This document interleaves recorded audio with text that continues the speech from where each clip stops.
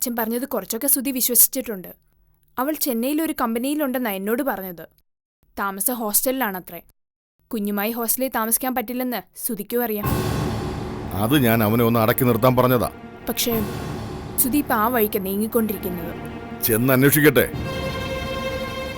ഞാനൊരു കാര്യം ചോദിച്ചാൽ അച്ഛൻ എന്നോട് സത്യം പറയൂ. അർച്ചനയെ പറ്റി അച്ഛൻ എന്തെങ്കിലും വിവരം കിട്ടിയിട്ടുണ്ടോ? അർച്ചന എവിടെ ഉണ്ടെന്നതിനെ പറ്റി ഇപ്പോഴും എനിക്കൊരു വിവരമില്ല. എനിക്ക് രാജപ്പനിൽ നിന്ന് കിട്ടിയ വിവരമാണ് അവൾ ചെന്നൈയിലുണ്ടെന്ന്. അതിലെത്രമാത്രം സത്യമുണ്ടെന്ന് എനിക്കറിയില്ല. പക്ഷേ അർച്ചന പ്രഗ്നന്റ് ആയെന്നുള്ള കാര്യം സത്യമാണ്. അബോർട്ട് ചെയ്തെന്ന് എനിക്ക് വ്യക്തമായ സൂചന കിട്ടിയിട്ടുണ്ട്. രാജപ്പനിൽ നിന്ന് തന്നെയാ അത് മനസ്സിലാക്കിയത്. നിങ്ങൾക്ക് വേണ്ടതൊരു കുഞ്ഞാണെന്ന് ഞങ്ങൾ പറയാൻ കാരണവും അതാ മോളെ. ഇനിയെങ്കിലും നീ ഒരു സത്യം മനസ്സിലാക്കണം. അവനൊരു തകരാറുമില്ല. ഇനി അവനെ അവന്റെ വഴിക്ക് വിടരുത്. ഞാനും അത് നിശ്ചയിച്ചു. സുധി പറഞ്ഞതെല്ലാം വിശ്വസിച്ചവളാ ഞാൻ. സുധിയെ എങ്ങനെ നിലയ്ക്ക് നിർത്തണമെന്ന് എനിക്കറിയാം. അതിനെനിക്ക് കഴിഞ്ഞില്ലെങ്കിൽ ഈ ബന്ധം തുടരുന്നതിൽ എന്തർത്ഥമോ ഉള്ളത്?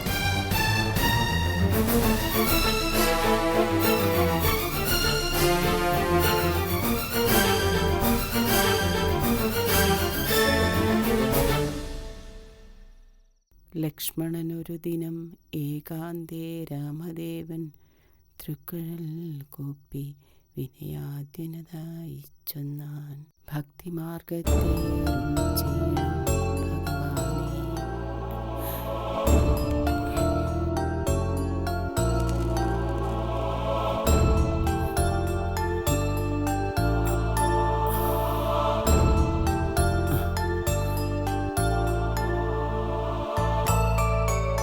എന്താ മോനെ ഒരു ആലോചന? ഒന്നുമില്ലമ്മേ. ഒന്നുമില്ലേ? നിന്റെ മുഖം കണ്ടാൽ അറിയാം മനസ്സ് വിടങ്ങുമല്ലെന്ന്. ഇതിലിത്ര നാണക്കേടൊന്നുമില്ല. നീ അവളോട് സംസാരിക്ക്. മനസ്സിനിണങ്ങി ഒരു പെണ്ണിനെ കണ്ടെത്തുക എന്ന് പറയുന്നത് വളരെ പ്രയാസമുള്ള കാര്യമാ. നിന്റെ മുന്നിലേക്ക് അങ്ങനെ ഒരു പെണ്ണ് വന്നു. ഒരു ബാങ്കിൽ തന്നെയാ രണ്ടാൾക്ക് ജോലിയും. ഇതിൽ കൂടുതൽ എന്തു വേണം മോനെ? എങ്ങനെ ഈ വിഷയം അവതരിപ്പിക്കുമെന്ന് എനിക്കറിയില്ലമ്മേ. എന്റെ നിലവിട്ട് താഴാനും വയ്യ. ഒരു പ്രപ്പോസലായി അവളുടെ മുന്നിൽ വെക്കടാ. ഇത് കോളേജ് പിള്ളേരുടെ പ്രേമമൊന്നുമല്ല. അത് പിന്നെ അവൾക്ക് താഴെ 2 പെൺകുട്ടികൾ കൂടിയുണ്ട്.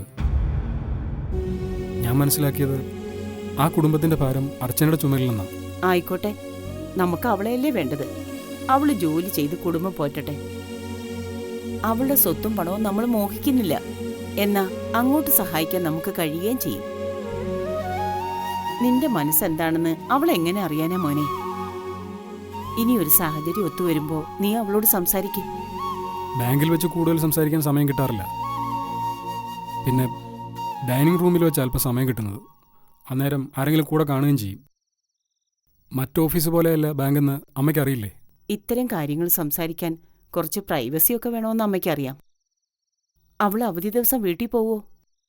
ബാങ്കിൽ ജോയിൻ ചെയ്തിട്ട് ഇതുവരെ വീട്ടിൽ പോയിട്ട് അറിവില്ല.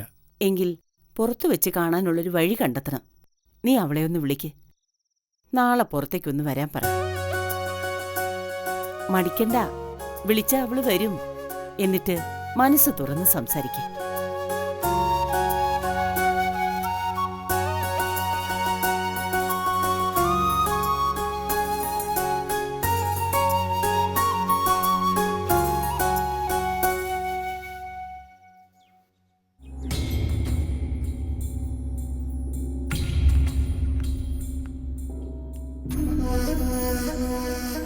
പോലീസ് കൊണ്ടുവന്ന പേഷ്യന്റ് ഇതാണ്.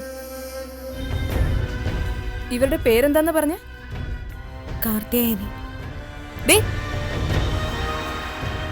കാർത്തിയാനി, നിന്നെ കാണാൻ എവര് വന്നിരിക്കുന്നത്? മുഖം എടുത്തടി. എടി കാർത്തിയാനി.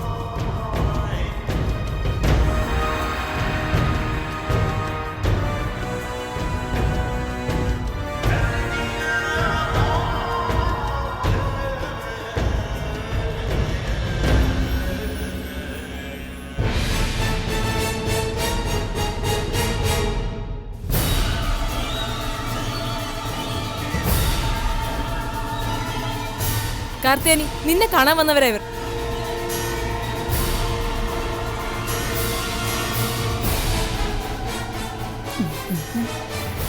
എന്നെ മനസ്സിലായോ ചേച്ചിക്ക്? ചേച്ചി, നിർത്താൻ. നിന്നെ ഞാൻ കൊല്ലും. അങ്ങോട്ട് തുറക്കാനാ പറഞ്ഞത്. എടി അടങ്ങി നിൽക്കാൻ. ഇങ്ങോട്ട് വാടി, നിന്നെ ഞാനൊന്ന് കാണട്ടെ. ട്രീറ്റ്മെന്റ് തുടങ്ങിയിട്ടില്ല. കൊല്ലും. നിങ്ങൾ വാ, ഡോക്ടർ പോയി കാണാം. വാ. കൊല്ലും നിന്നെ ഞാൻ. ഇതങ്ങോട്ട് തുറന്നേ, തുറക്കണേ ഇതങ്ങോട്ട്. വാടി ഇങ്ങോട്ട്. വാ ചേച്ചി, നമുക്ക് പോവാം. കൊല്ലും നിന്നെ ഞാൻ. തുറക്കണേ, ഇങ്ങോട്ട് വന്നു തുറക്കണേ നീ. അയ്യോ എനിക്ക് വയ്യേ, എനിക്ക് വയ്യ, എനിക്ക് വയ്യേ. അയ്യോ എന്നെ തുറന്നു വിട, എനിക്ക് അവളെ കൊല്ലണം. തുറന്നു വിടല്ലേ, തുറന്നു വിടാനാ പറഞ്ഞേ. എനിക്ക് വയ്യേ, തുറക്കണേ ഇതങ്ങോട്ട്.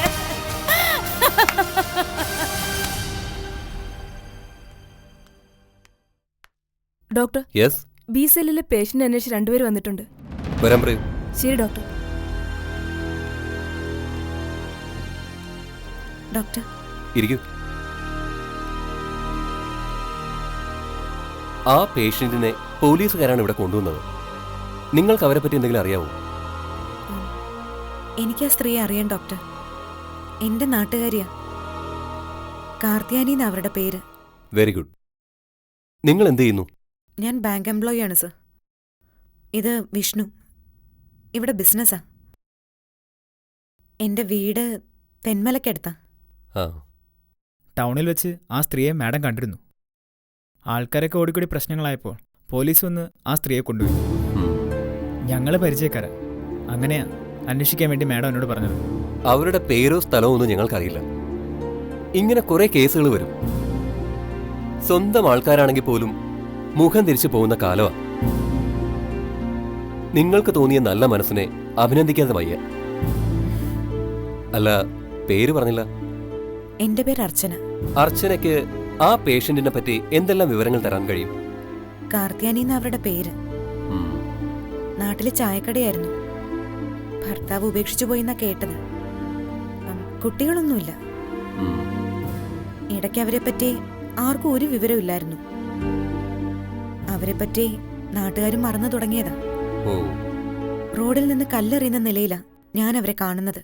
കല്ലെറിയുക മാത്രമല്ല, ഒരു വഴിയാത്രക്കാരിയെ തല്ലുക വരെ ചെയ്തു. വളരെ അപകടകരമായ നിലയിൽ ആ പേഷ്യന്റ്. വയലന്റാ. അവർ ആരെയും കൊല്ലാൻ പോലും മടിക്കില്ല. ട്രീറ്റ്മെന്റ് തുടങ്ങിയില്ലേ ഡോക്ടർ?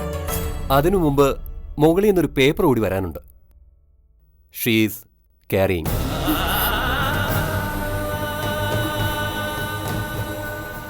ഈ നിലയിൽ അവർക്ക് കുഞ്ഞിനെ പ്രസവിക്കാനൊന്നും കഴിയില്ല. മുകളിൽ നിന്നുള്ള ഉത്തരവിന് വേണ്ടി കാത്തിരിക്കുക. അബോർഷൻ തന്നെ വേണ്ടിവരും.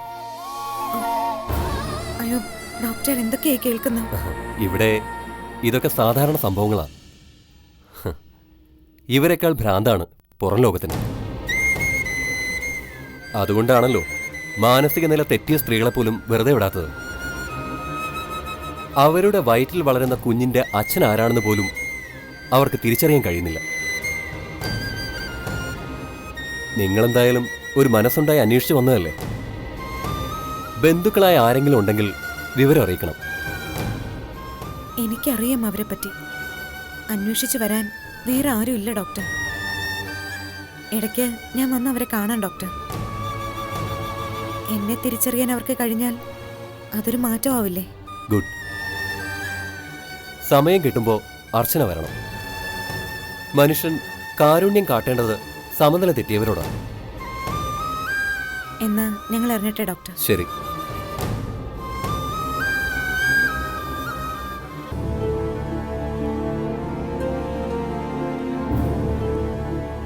ഒന്ന് ആലോചിക്കേണ്ടതാ ചേച്ചി. എന്ത്? ഈ പൊല്ലാ പേറ്റി പിടിക്കണമെന്ന് എന്തിനാ വീണ്ടും ചെല്ലാന്ന് അർച്ചനേച്ചി പറഞ്ഞത്? അവരുടെ ട്രീറ്റ്മെന്റ് ഏറ്റെടുക്കാൻ വല്ല ഉദ്ദേശവും മനസ്സിലുണ്ടോ? ഉണ്ടെങ്കിൽ അത് വേണ്ട. വിഷ്ണുവിനോട് ഞാൻ പറഞ്ഞതല്ലേ അവരെ എനിക്ക് നന്നായിട്ട് അറിയാമെന്ന്. അവരുടെ കടയിൽ നിന്നും വീട്ടിൽ നിന്നുമൊക്കെ ഞങ്ങൾ ഭക്ഷണം കഴിച്ചിട്ടുണ്ട്. ഉം. അവരുടെ കൈകൊണ്ട് വിളമ്പി തന്നിട്ടുമുണ്ട്. ബന്ധുക്കളും സ്വന്തക്കാരും ഇല്ലാത്തതുകൊണ്ട് ഞങ്ങളോട് വലിയ ഇഷ്ടമായിരുന്നു അവർക്ക്. എനിക്ക് പഠിക്കാൻ ചില സഹായമൊക്കെ ചെയ്തിട്ടുണ്ട്. കുറച്ച് വൈകിയാ ചിറ്റപ്പനത് തിരിച്ചു കൊടുക്കാൻ കഴിഞ്ഞത്. അപ്പോൾ അയൽവാസിയാണെന്ന് ചുരുക്കം. അതെ, കുറച്ചുനാൾ മുൻപാ കാർത്തികേയനെ കാണാതായ വിവരം ഞങ്ങൾ അറിയുന്നത്. തമിഴ്നാട്ടിൽ അവർക്ക് ചില ബന്ധങ്ങളൊക്കെ ഉണ്ട്. അങ്ങോട്ട് പോയെന്നാ എല്ലാവരും വിശ്വസിച്ചത്. അവരുടെ ജീവിതത്തിൽ കാര്യമായി എന്തോ സംഭവിച്ചിട്ടുണ്ട്. എന്നെ അവരെ തിരിച്ചറിയുന്നുണ്ട്. അവരെ ജീവിതത്തിലേക്ക് തിരിച്ചു കൊണ്ടുവരാൻ കഴിയുന്ന എന്റെ മനസ്സ് പറയുന്നത്. ചേച്ചി ഇങ്ങനെയൊക്കെ പറഞ്ഞാൽ ഞാനെന്ത് മറുപടി പറയാനാ? അവരെ കണ്ടില്ലാന്ന് നടിച്ചു പോവാൻ എനിക്ക് കഴിയാത്തോണ്ടാ. നമ്മൾ മനുഷ്യരല്ലേ വിഷ്ണു, ആർക്ക് വേണേലും ഇതുപോലൊരവസ്ഥ ഉണ്ടാവാം. അവരെ സാധാരണ ജീവിതത്തിലേക്ക് തിരിച്ചു കൊണ്ടുവരാൻ കഴിഞ്ഞാൽ അതൊരു നല്ല കാര്യമല്ലേ. ഇടയ്ക്ക് അവരെ ഒന്ന് പോയി കാണുന്നതിൽ കവിഞ്ഞ് നമ്മൾ എന്താ അവർക്ക് വേണ്ടി ചെയ്യുന്നത്? ആവശ്യക്കാർക്ക് ബ്ലഡ് കൊടുക്കാൻ വിഷ്ണു ഇടയ്ക്ക് പോവാറില്ലേ? ഞാൻ പറഞ്ഞതൊക്കെ പിൻവലിച്ചു. ചേച്ചിയുടെ നല്ല മനസ്സിലപ്പം ഞാനും ഉണ്ടാവും. എന്ത് സഹായവും എൻ്റെ ഭാഗത്തുനിന്നുണ്ടാവും. വിഷ്ണുവിന് അങ്ങനെ ഒരു മനസ്സുണ്ടാവുമെന്ന് എനിക്കറിയാം. ആ പിന്നെ വിഷ്ണു അമ്മയുടെ സങ്കടം പെട്ടെന്ന് തീർത്തു കൊടുക്കണം. ഒരു കല്യാണത്തെപ്പറ്റി സീരിയസ് ആയിട്ട് ആലോചിക്കണം. ഞാൻ മടിക്കാൻ കാരണമുണ്ട് ചേച്ചി. എൻ്റെ അമ്മയെ സ്വന്തം അമ്മയെ കാണാൻ കഴിയുന്നൊരു പെൺകുട്ടിയാണ് എനിക്ക് വേണ്ടത്. ഞാൻ അമ്മയോട് വഴക്കടിക്കാത്ത ഒരു ദിവസം പോലും ഇല്ല. പക്ഷേ വേറൊരു പെണ്ണൊന്ന് എൻ്റെ അമ്മയോട് മുഖം കറുപ്പിക്കുന്നത് എനിക്കിഷ്ടമല്ല. അങ്ങനെ ഒരു പെണ്ണെ കണ്ടെത്തിയാൽ ഞാൻ അവളുടെ കഴുത്തി താലികെട്ട്. അതല്ലാതെ സൗന്ദര്യവും സ്ത്രീധനമൊന്നും ഞാൻ മോഹിക്കുന്നില്ല. വൈകാതെ ഒരു പെണ്ണ് വരും. വിഷ്ണു അങ്ങനെ വിശ്വസിക്കും. ആവോ, ആർക്കറിയാം. ചേച്ചി വാ, ലോഡ് വരുന്ന ദിവസം നമുക്ക് പോവാം.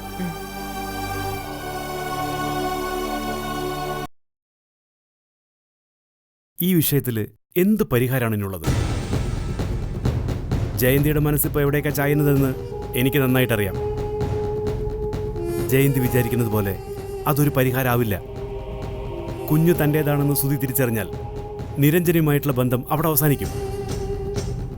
ഇത്രയും കാലം താൻ വളർത്തിയ കുഞ്ഞിനെ സുധിക്ക് വിട്ടുകൊടുത്തിട്ട് അവൾ പോകുമെന്ന് നിങ്ങൾ കരുതുന്നുണ്ടോ? അത് സുധിയുടെ അർച്ചനയുടെ കുഞ്ഞാണെന്ന് മനസ്സിലായാൽ നിരഞ്ജന പിന്നെ എങ്ങനെ അവകാശവാദം ഉന്നയിക്കും? അത് തൻ്റെ കുഞ്ഞാണെന്ന് ലീഗലായി തെളിയിക്കാൻ നിരഞ്ജനയ്ക്കാവും. കുഞ്ഞിൻ്റെ ബർത്ത് സർട്ടിഫിക്കറ്റ് വരെ അവൾ സംഘടിപ്പിച്ചിട്ടുണ്ടാവും.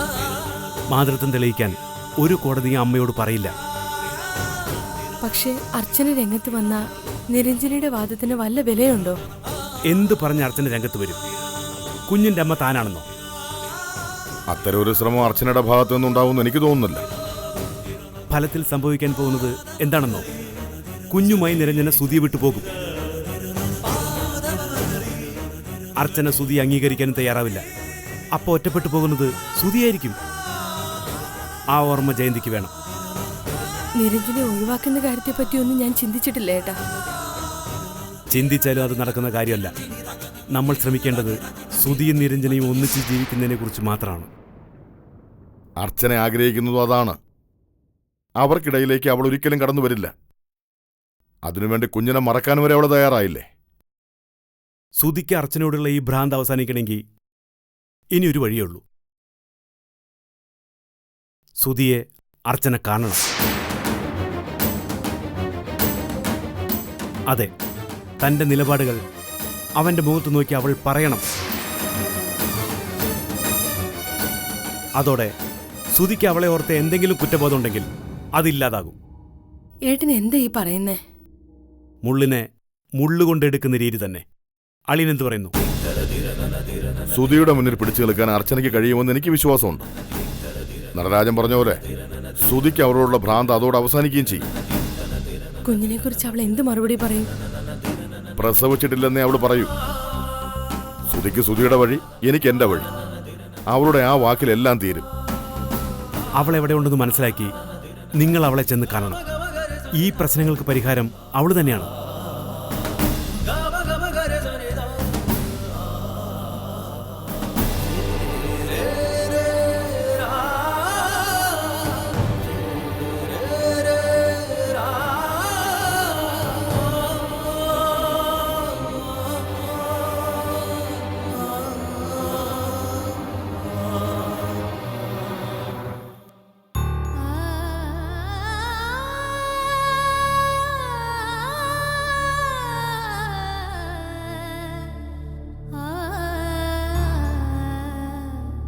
ഒന്നും നമ്മൾ ചെയ്യണമെന്ന് ആഗ്രഹിക്കുന്നതല്ല, വിധി നമ്മളെ അവിടെ കൊണ്ടെത്തിക്കുന്നതാ. ചില വഴികളിലേക്ക് ഇറങ്ങിപ്പോയാ തിരിച്ചു പോകാൻ പറ്റില്ല. നീയും ഞാനും അങ്ങനെ ഓരോ വഴിയിൽപ്പെട്ടതാ.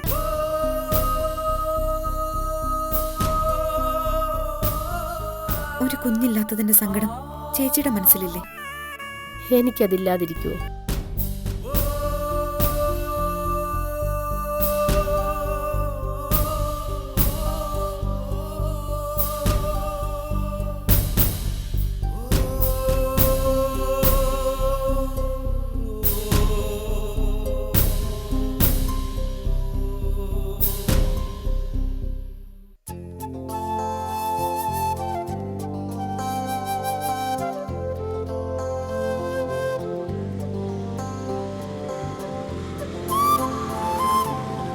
അർച്ചന,